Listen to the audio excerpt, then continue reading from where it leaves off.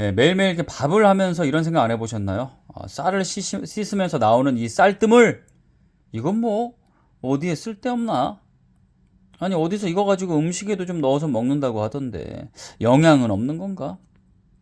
이 쌀뜨물, 만약 그냥 버리기가 아깝다면 사실 쓸데가 좀 있습니다.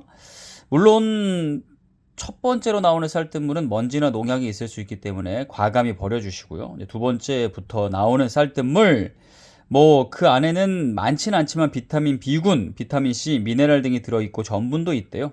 전분은 위벽을 보호해서 속쓰림 증상을 완화하고 소화를 돕잖아요. 이 쌀뜨물을 찌개나 국에 넣으면 국물의 구수함을 더해준다고 하고요. 생선을 쌀뜨물에 담가놔도 비린내가 약해진대요. 아, 그렇군요. 그리고 고려대 생명과학대 연구에 따르면 쌀뜨물은 피부 미백에도 도움이 돼서 화장솜에 탁 적셔가지고 팩으로 하면 좋다고 하고요. 심지어 이걸로 머리를 감으면 모발을 튼튼하게 한다고 합니다. 쌀뜨물이 이런 효과가 있었군요. 네, 혹시나 버리기 아깝다 하시는 분들은 한번 활용해 보셔도 좋을 것 같습니다. 자판 하였습니다. 구독과 좋아요는 큰 힘이 됩니다.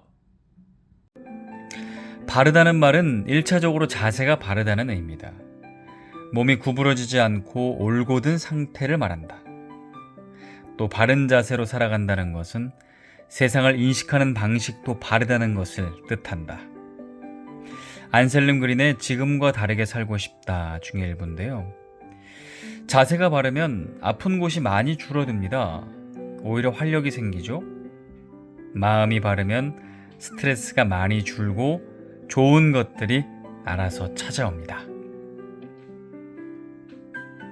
주변에 보면 아침을 안 먹는다는 분들이 꽤 많습니다. 뭐 바빠서도 그렇고 아침이라도 안 먹으면 조금 다이어트에 도움이 될까 싶어서 아침, 점심의 중간 아점 먹고 점저 이렇게 두 끼만 먹으면 더 낫지 않나 싶기도 해서 아침을 안 먹는 경우도 있는데요.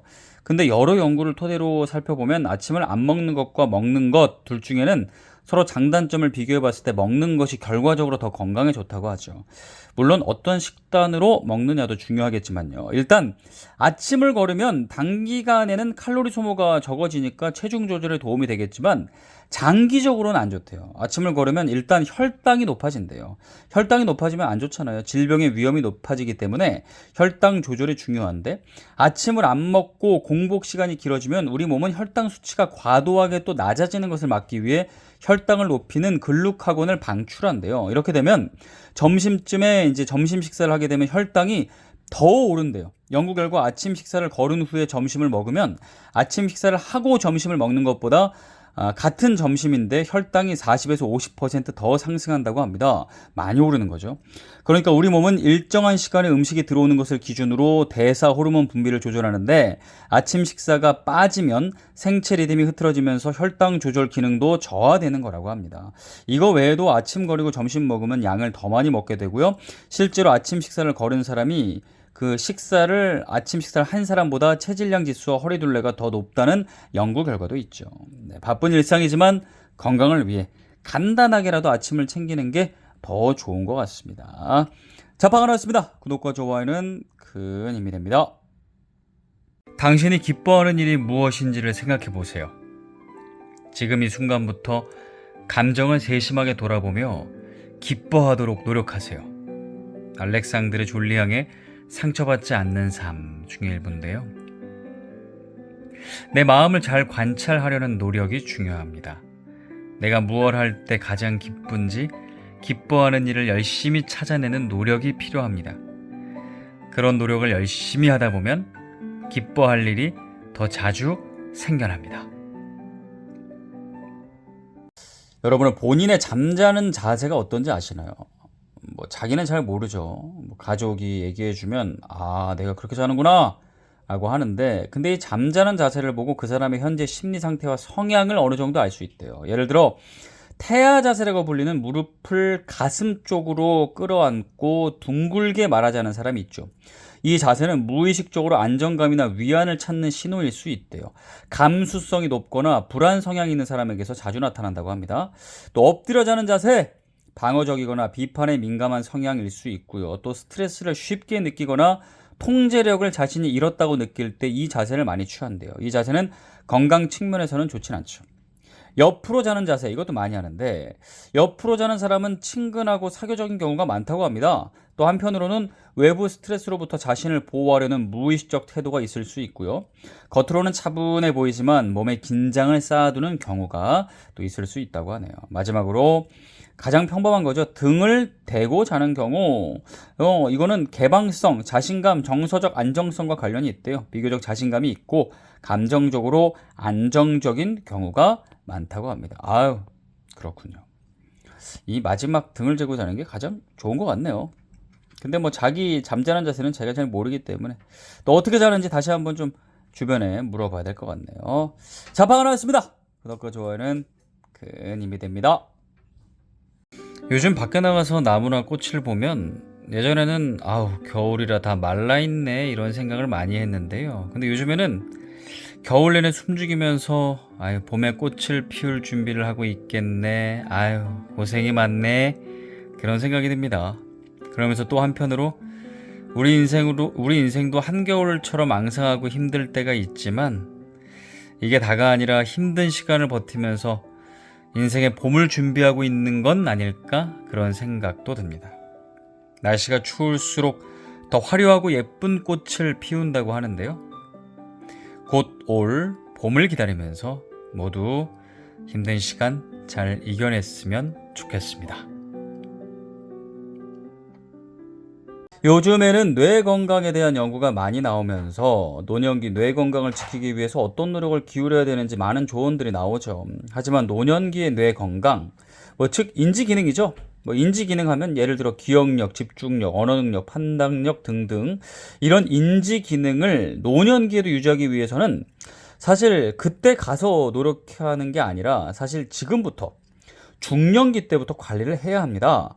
오늘 소개할 연구 결과는 중년기에 건강한 식습관을 유지하면 노년기의 인지 저하 위험을 최대 41%나 낮출 수 있다는 결과입니다. 미국 하버드대 TH 첸 공중보건대 연구진 15만 9천여 명의 그 식습관과 노년기 인지기능 자료를 분석했는데 채소와 과일, 통곡물, 생선, 저지방 유제품을 중년기부터 꾸준히 섭취하고 또 붉은 고기와 가공육, 나트륨, 당분 섭취를 줄였더니 인지기능 저하 위험이 41%나 줄였다고 밝혔는데요.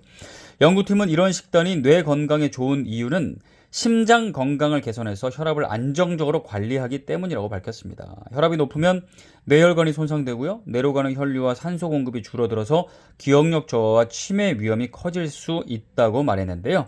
그러면서 40대, 50대 이 식습관이 이후 수십 년간의 노화 속도를 좌우하는 만큼 건강한 식습관이 중요하다고 강조했습니다. 그때 가서, 물론 그때 가서도 노력하는 게 안 하는 것보다 낫겠지만 지금 바로 지금의 식탁이 미래의 뇌 건강을 결정한다는 생각으로 노력하면 좋을 것 같습니다. 자, 방을 하였습니다. 구독과 좋아요는 큰 힘이 됩니다. 사회생활하거나 대인관계에서 갑자기 둘만 이렇게 남아서 서로 얘기하는 상황이 발생하면 갑자기 어색해지죠. 직장에서나 어떤 모임에서나 서로 자연스럽게 인사하고 말도 잘하다가 어떤 계기로 갑자기 둘이 얘기하는 상황이 생기면 무지하게 어색한데요. 근데 이건 왜 그러는 걸까요? 일단 이건 사람의 문제가 아니라 관계 구조 때문에 그렇대요. 어떤 문제가 있을까? 집단 안에서는 자연스럽게 우리의 역할이 존재하잖아요. 어떤 사람은 분위기 주도하고 어떤 사람은 새로운 주제로 말도 꺼내고 또 어떤 사람은 의견을 정리하고 누군가는 맞장구 잘 쳐주고 묵묵한 사람도 있죠. 이런 역할들이 분명히 있기 때문에 그게 굳어지잖아요. 근데 이제 그게 그 안에 있으면 편한데 근데 갑자기 둘이 만나게 되면 익숙했던 역할이 사라지고 관계를 재정립해야 되기 때문에 어색해진다고 합니다. 그럴 것 같습니다. 두 번째는 관계는 사람을 중심으로 맺어진 것 같지만 상황을 중심으로도 맺어진대요. 회사 사람을 회사에서 만나면 안 어색하지만 갑자기 여행지에서 만났다거나 동호회 사람을 거래처 미팅에서 만났다면 갑자기 대화하기가 어색해집니다. 이런 관계가 상황을 중심으로 먼저 이루어졌기 때문이래요. 세 번째는 서로 간에 친밀해지는 속도가 다르기 때문이래요. 갑자기 둘이 대화하려고 하면 어색해지지 않기 위해서 노력을 해야겠다 싶어서 한 사람은 자신의 개인적인 일과 생각을 막 얘기해요. 근데 상대방은 그 정도까지는 아니야. 그냥 피상적인 대화에만 머물고 싶을 수 있죠. 이게 뭐 잘못했다고 말할 수도 없어요. 근데 상대가 자꾸 깊은 이야기를 꺼내면 부담이 되면서 어색해지는 거예요. 이런 속도의 불균형이 이런 불편함, 어색함을 만들어내는 겁니다. 둘이 있을 때 갑자기 대화가 어색해지는 거 사람이 문제라기보다 상황과 구조의 문제가 크기 때문에 뭐 이런 건 당연하다고 받아들이고 조금씩 익숙해지는 것들이 필요할 것 같습니다. 자판을 하였습니다. 구독과 좋아요는 큰 힘이 됩니다. 지금은 귀찮고 짜증나는 성가신 작은 일이지만 그 일을 처리하지 않으면 나중에 더 큰 일이 발생할 수가 있는 것들이 있죠. 거래처와 계약을 맺었는데 만약을 대비해 납품 기한을 다시 한번 확인하는 게 귀찮은 일이지만 미리 전화를 했더니 거래처 담당자가 깜빡하고 있었네요 라고 한다면 나중에 큰일을 막을 수 있게 되는 거잖아요. 알아서 기억하겠거니 했다가 상품이 제때 납품되지 못하고 그러면 상사한테 또 엄청 꾸지람을 들을 텐데요. 그래서 사소하고 귀찮은 일들을 마다해서는 안 됩니다. 가끔은 내가 이런 소소한 것까지 세세하게 신경 써야 하는 거 맞나? 라는 생각이 들 수도 있지만 이렇게 하면 나중에 더 큰 일, 더 어려운 일, 더 귀찮은 일에 휘둘리지 않게 될 거야 라고 생각하는 것이 필요하다고 합니다. 아침에 일어나면 공복에 따뜻한 물 한 잔 마시라는 얘기 많이 들어보셨죠? 따뜻한 물 한 잔 마시면 몸에 이제 좋다는 것뿐만 아니라 뭐 누구는 체중 감량이나 해독 효과까지 있다고 얘기하는데요. 근데 이런 말들이 과학적으로 맞을까요? 전문가들의 의견을 종합해 보면 아침 공복에 따뜻한 물을 마신다고 예를 들어 체중이 줄어든다는 건 과학적 증거가 없대요. 물을 많이 마시면 체온과 비슷한 온도를 맞추기 위해 에너지가 소모되기는 합니다. 하지만 그 양은 체중 변화에 영향을 줄 만큼 크지 않다고 하고요. 그리고 따뜻한 물 한 잔이 몸의 독소를 제거한다는 것도 과학적 근거는 없대요. 독소 제거는 간과 신장이 담당하는데 따뜻한 물 자체가 그 기능을 특별히 강화한다는 근거는 없다고 합니다. 하지만 몸에 수분이 충분히 있으면 당연히 간과 신장이 기능을 수행하는 데는 도움이 되긴 되는 거죠. 그렇다고 아침 공복에 따뜻한 물을 먹는 게 아예 도움이 안 되는 건 아닙니다. 좋은 점이 분명 있죠. 바로 대표적인 게 수분 보충입니다.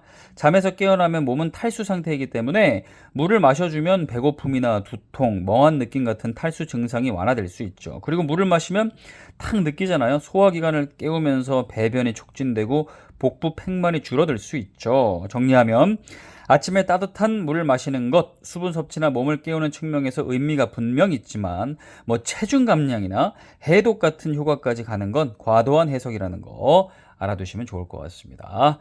자판하였습니다. 구독과 좋아요는 큰 힘이 됩니다. 인생의 가장 큰 영광은 결코 넘어지지 않는 데 있는 것이 아니라 넘어질 때마다 다시 일어서는 데 있다. 넬슨 만델라의 말입니다. 어떤 일이 일어나느냐가 아니라 그 일과 맞닥뜨렸을 때 어떻게 반응하느냐가 중요합니다. 그러기 위해서는 단단한 마음 근육이 꼭 필요하겠죠. 겉으로는 배려하는 말인 것 같지만 사실은 책임을 떠넘기는 말들이 있습니다. 어떤 말일까요? 이런 말을 할 때는 항상 유의해야 되는데요.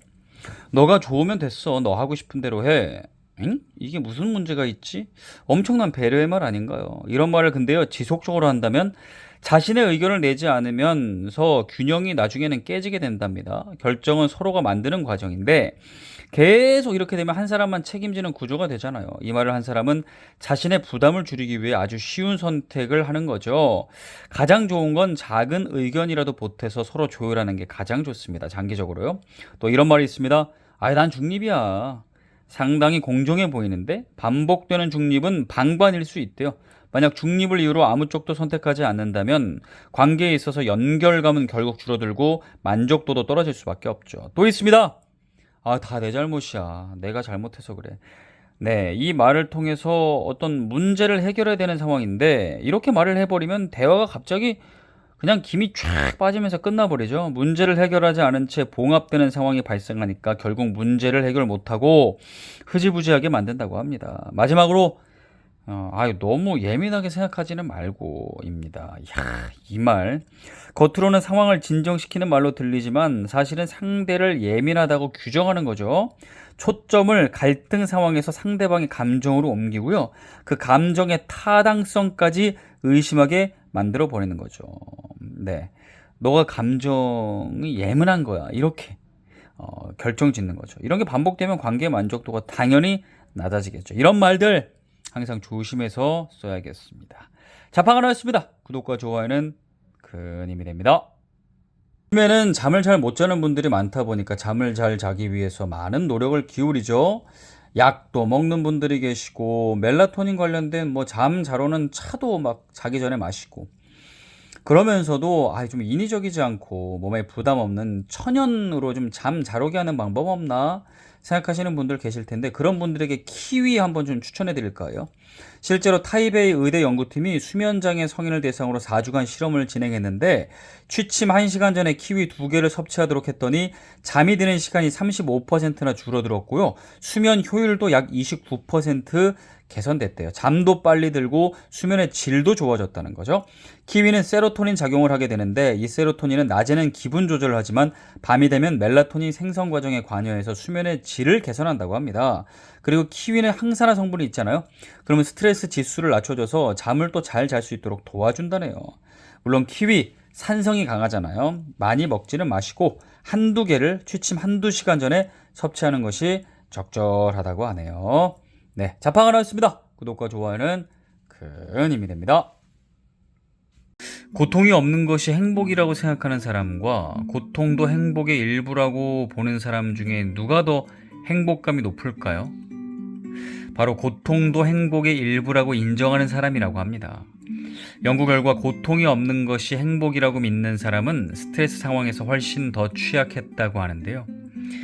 삶의 고통이 늘 있다면 그 고통의 존재를 인정하고 어떻게 대하는지가 중요합니다. 부부 갈등을 겪는 원인 중에 하나로 잔소리도 많이 거론되잖아요. 배우자의 잔소리가 너무 많다 보면 스트레스가 돼서 싸움에 이르게 되잖아요. 근데 이 잔소리가 건강에 좋다는 연구 결과가 있어서 좀 소개해 드릴까 합니다. 미국 미시간 주립대 연구팀이 노인 부부 1200명을 5년간 추적 조사했는데 아내로부터 건강에 대한 잔소리를 자주 듣는 남편일수록 당뇨 조절 능력이 뛰어났고요. 결과적으로 치매 발병 위험을 크게 낮추는 것으로 나타났다고 합니다. 아내의 요구사항을 듣고 반응하는 과정 자체가 뇌의 전두엽을 활성화해서 인지 기능을 높이고 남편은 끊임없이 사고하고 반응을 해야 되기 때문에 잔소리는 뇌의 노화를 늦추는 신경 자극제가 됐다고 해요. 잔소리는 보통 식습관 개선이나 운동 독려, 정기 검진 권유 등으로 이어지잖아요. 실제로 배우자가 건강을 챙겨주는 그룹의 남편들의 뇌 건강 수치가 훨씬 안정적이었다고 합니다. 이런 얘기를 제가 이렇게 드리면 배우자의 잔소리가 더 심해지지는 않을까 걱정하시는 분들도 계시지 않을까 싶은데요. 근데 잔소리도 잔소리 나름이죠. 당연히 스트레스 줄 정도의 과한 그런 잔소리, 비난성 잔소리까지 가면 역효과가 발생할 텐데 어쨌든 배우자의 잔소리가 정말 듣기 싫을 때면 이런 생각해보면 어떨까요? 이게 다 내 건강이 좋아지는 소리다 라고 생각을 하시면 그래도 좀 낫지 않을까 싶습니다.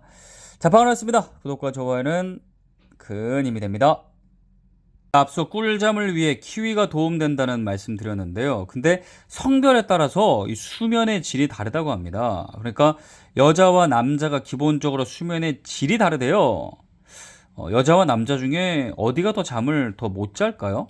여러 연구를 통해 살펴보면 꾸준히 나오는 결과는 여성이 남성보다 수면의 질이 더 낮은 경향을 보였대요. 여성은 평균적으로 남성보다 수면 시간은 긴 편이지만 여성이 불면증과 잦은 각성, 수면 중 뒤척임이 더 많다고 합니다. 실제로 불면증은 여성이 남성보다 1.5배에서 2배 정도 더 높대요. 왜 여성은 수면의 질이 다 낮을까요? 바로 호르몬 변화 때문이라는데요. 월경, 임신, 출산, 폐경 등 생애 전반에 걸친 호르몬 변동이 수면 패턴에 영향을 미치기 때문이라고 합니다. 잠에 잘 들기 위해서는 체온도 내려가야 되는데 생리 직전에는 체온이 올라가서 잠에 들기 어렵고요. 또 세로토닌도 변동이 돼서 심리가 막 요동쳐서 수면의 질도 떨어진대요.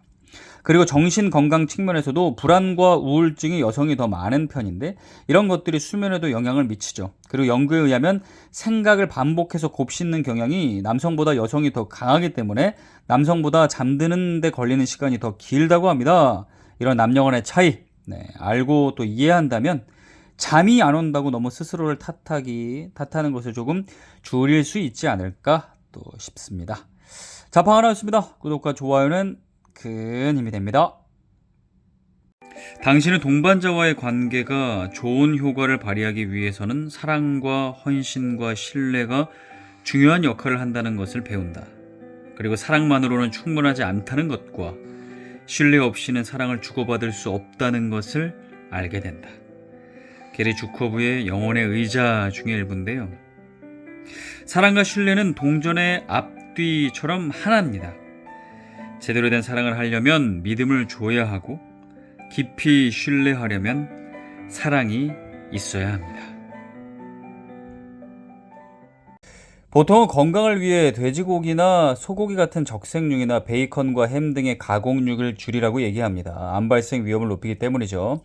그러면서 채식 위주의 식단을 구성해야 한다는 조언을 덧붙이는데요. 그런데 채식 위주의 식단, 극단적으로 채식만 먹는 채식주의자, 이런 게 과연 채식만 먹는 게 옳은가라는 의문을 제기하는 연구 결과가 있어서 소개해드릴까 합니다. 영국 옥스퍼드대 연구팀이 1980년부터 2010년까지 180만 명의 연구 데이터를 바탕으로 분석한 결과를 발표했는데요. 우리가 잘 알고 있듯이 채식주의자는 췌장암, 유방암, 전립선암, 신장암 등이 걸릴 위험이 일반 육식가보다 낮았대요. 특히 전립선암은 12%가 낮았고 신장암 위험은 25% 이상 낮았다고 합니다. 역시 좋긴 좋군요. 그런데 반전이 있었어요. 채식주의자가 육식가에 비해 대장암 위험은 40%나 높았고요. 식도암 발생률도 육식가보다 2배 가까이 높게 나타났다고 합니다. 아니 이게 어찌된 일일까요? 기존 상식을 뒤엎는 결과에 연구팀도 놀랐다고 하는데요. 연구팀은 채식주의자에게 대장암 위험이 높게 나타난 건 낮은 칼슘 섭취 때문이라고 밝혔습니다. 칼슘은 대장암 예방에 중요한 역할을 하는 것으로 알려져 있죠. 식도암이 높은 이유도 필수 영양소의 섭취가 제한적이기 때문으로 추정했는데요. 물론 이 연구가 그러면 고기를 많이 먹어도 안전한 거냐라는 뜻은 아니라고 연구팀은 선을 그었는데요. 다만 채식주의자들은 암 예방을 위해 부족하기 쉬운 영양소를 보충제를 통해 반드시 섭취해야 한다고 또 전문가들은 조언하고 있습니다. 그렇군요. 자파가 나왔습니다. 구독과 좋아요는 큰 힘이 됩니다.